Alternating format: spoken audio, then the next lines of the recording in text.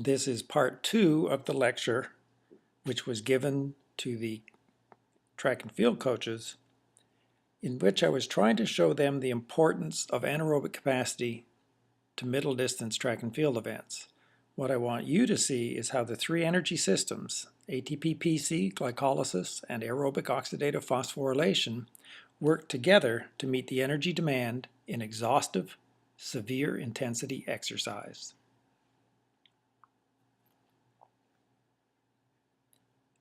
Here we'll be looking at responses in a 400-meter sprint. It takes 50 seconds or less. First thing you'll see is the energy demand, or the energy cost, or the oxygen demand of this event, and it's quite high. Next, I'll show you how the three systems respond. Runners, take your marks, get set, go.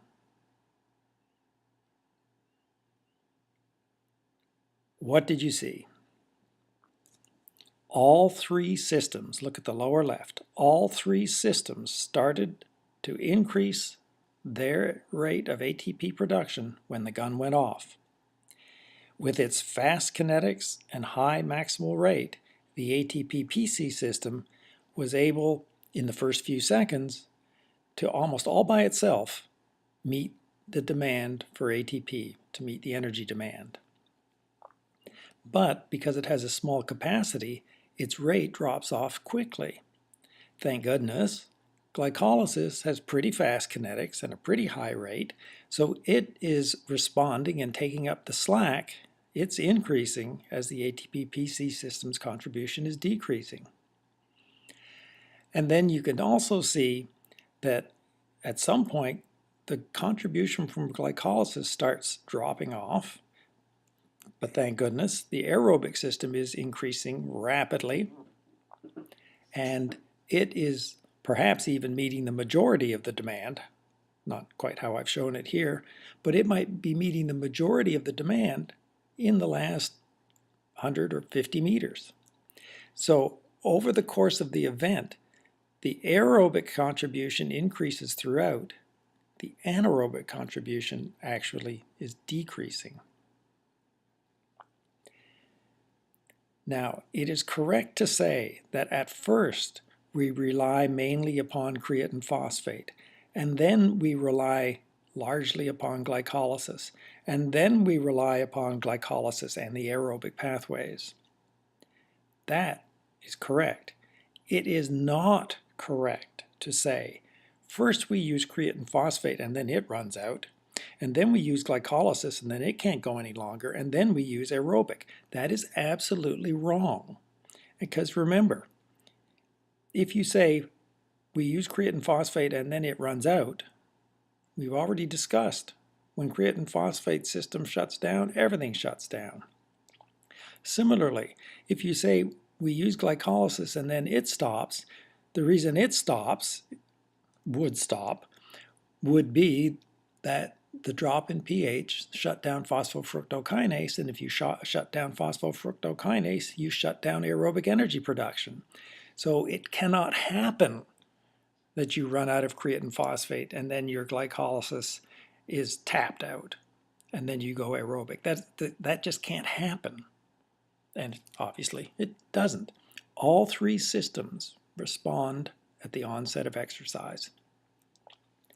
I've noted here that overall the 400 meter may be about 60% anaerobic, but that's really quite meaningless, because if you look at the onset in the first 100 meters, it's 100% anaerobic, and near the end it can be 50 or more percent aerobic.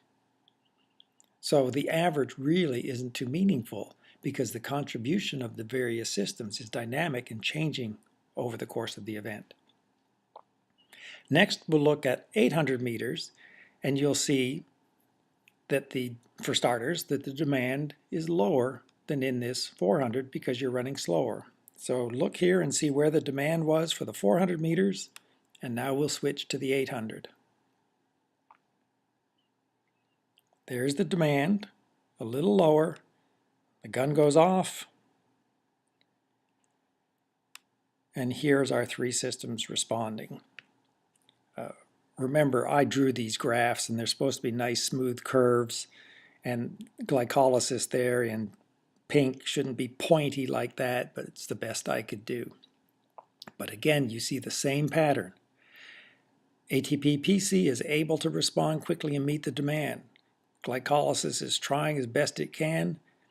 It plays an important role in the early going, and then throughout, the aerobic contribution is increasing. You probably get up to your VO2 max within, you can reach VO2 max in about 2 minutes, maybe a little faster in these highly trained athletes. So this runner is reaching VO2 max, which means the second half of the race is very aerobic.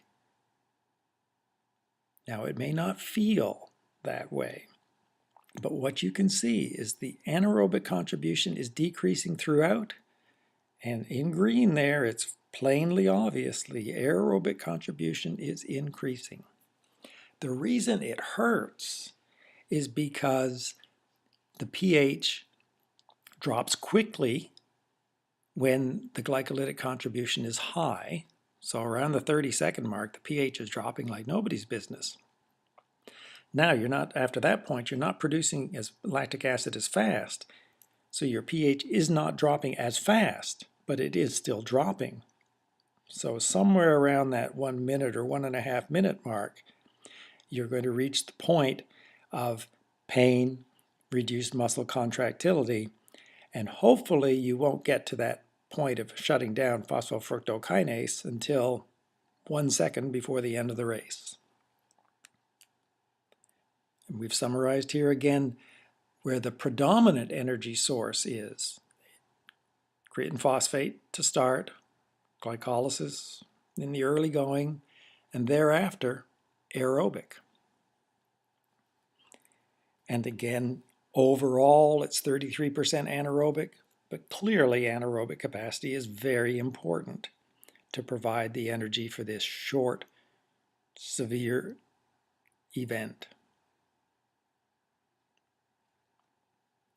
Here's a 1500. Demand is a little lower as the duration is a little longer. You'll see the same pattern.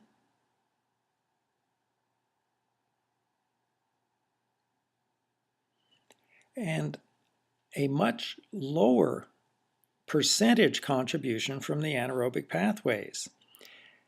Now, the absolute amount of energy produced anaerobically may actually be a little greater in the 1500 than the 800. You actually may probably get to use up, if you will, all of your anaerobic capacity in this event. But because it's a relatively long event and your aerobic pathways are providing a lot of energy, the percentage of the overall contribution that is anaerobic is small, but you are using up all of your anaerobic capacity. And finally, we'll look at a 5,000. There's the demand. And for this one, I've lumped together the two anaerobic systems. And what you see is a relatively rapid increase in the aerobic contribution that then levels off at VO2 max after about 2 minutes. And it is mirrored by a decreasing rate of anaerobic energy production. Those two curves should be absolute mirrors of each other because they add up to make that straight line, that constant oxygen demand or energy demand. Overall, again, you're going to get that same anaerobic contribution, but it's only 10% of the total amount of energy that's produced. Now, I have shown that the oxygen demand or the energy demand stays constant throughout. And trust me, it's easier to consider that. But if the athlete changes pace, then the demand will change. And certainly if the athlete kicks, the demand will go up. Now, in an 800 or a 400, those first two events that we saw, you don't actually have a kick. You may change your pace slightly over the race, but let's think of it as being relatively constant. In the 1500, sometimes there is a kick, but it feels a lot harder than it is faster, if that makes sense. You may feel like you're trying twice as hard, but you may only be running 10% faster. Now, it's true though, in the 5000, you can really see some changes of pace. People will be running 62-second laps, then all of a sudden near the very end, it might be 52 or 54 seconds. So you might see something like this, where the demand is higher, and if the demand is higher, your aerobic contribution can't be any more than it has been throughout because you're at VO2 max, which means the anaerobic contribution has to go up. Now what this means is you've got a given amount of energy that you can produce anaerobically. You're going to use up a lot of it in the beginning. You're going to use some of it throughout the race, but you've got to save enough, just enough, to allow you to sprint the last lap or two. Incredibly demanding to spread out the energy properly because you want to be exhausted at the end, but not before.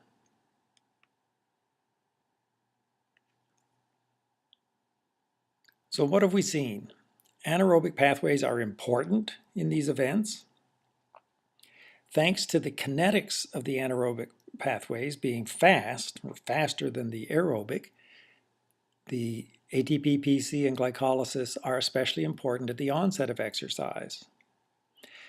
But in the events that we looked at, which are well above critical power and actually well above VO2 max, the intensity is so high that even after the aerobic system has responded and come up to its maximal rate, it cannot meet the demand. So now you need the anaerobic pathways because of their maximal rate and because of the demands of the exercise.